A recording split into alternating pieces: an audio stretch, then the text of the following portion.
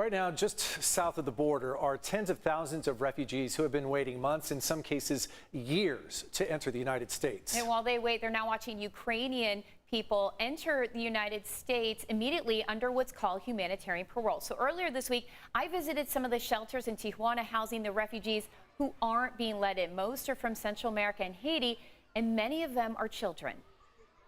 Oh, un abrazo grande, un abrazo grupo. Oh, gracias, gracias. ¿Y de dónde eran? Yo soy de Honduras. Yo soy de Michoacán. ¿Honduras? Yo soy de Michoacán. ¿Y tú? Honduras. ¿Honduras? ¿Y tú? Honduras. Here are just some of the kids I met during my visit to Tijuana. They are all enamored by visitors, especially Americans. Now, this video was taken at the area's largest shelter. It's called Ciudad de Dios, or City of God. It houses 1,100 refugees and seemingly appears out of nowhere. Photographer Kenny McGregor and I drove through some rough terrain to get there. Initially, the only structure in the area was a church, and that served as a temporary shelter back in 2016. But the need now is so high that more and more structures are being built to house refugees. In fact, most of the people you see in this video building them are refugees themselves, as we saw them working while we were there. So this is just a small sampling of part of that trip to Tijuana. You say years. Are these people all from the pandemic and because of Title 42, or are some of them even dating before that?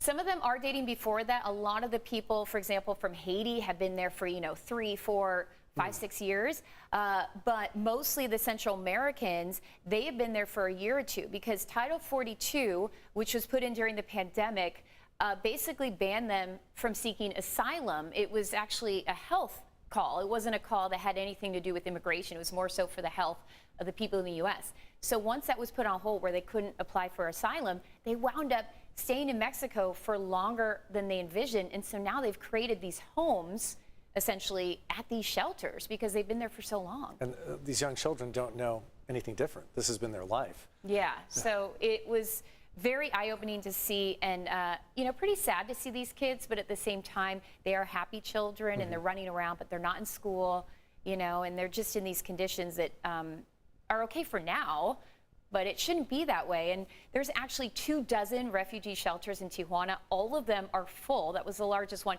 But a lot of the refugees from Central America and Haiti share one-bedroom apartments. And for supplies, many of them rely on a drop-in center called Madres Deportados en Acción. That means Deported Mothers in Action. A San Diego woman named Maria Galleta started it a decade ago, initially to help women deported from the U.S. But over the past couple of years, because of the pandemic, it's evolved into a place where people seeking asylum can go as they wait. And here's some of my interview with Maria.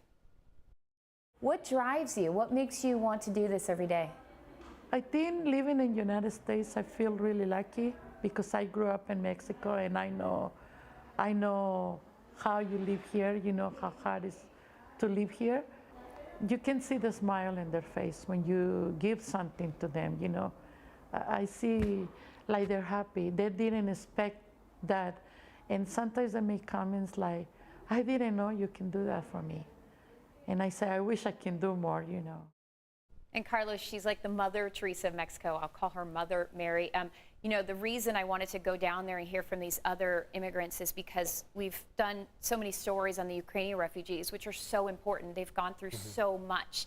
But a lot of the other people waiting feel like they're forgotten. Understandably. So I wanted to hear from them directly, because it is hard for them to see Ukrainian refugees coming in, and they don't really understand the process or why. So we wanted to make sure we shared their voices too. And are we going to get any progress on them? Or are these people, is there any new process coming now that Title 42 is set to stop, that we're going to halt enforcing that at the border? Yeah, so Title 42 ends on May 23rd, and I did reach out to Homeland Security last week about this topic, and they said essentially that they have sent more agents to the border to plan for that, and they do plan to process more asylum claims. The question is, how fast will they be processing them? How many people will they process? What will it be like? A lot of people in Mexico feel like our government isn't prepared for the influx of people that are going to show up at the border and say, hey, Title 42 is over, now let us in. So we'll see what happens in the next month. And there's a lot of fear being generated about people having a big surge coming into the country, so there are a lot of concerns all around. Yeah, so we'll stay on top of it, definitely. Look forward to seeing more of that. Great interview, and fascinating watching the children interact with you. Yeah.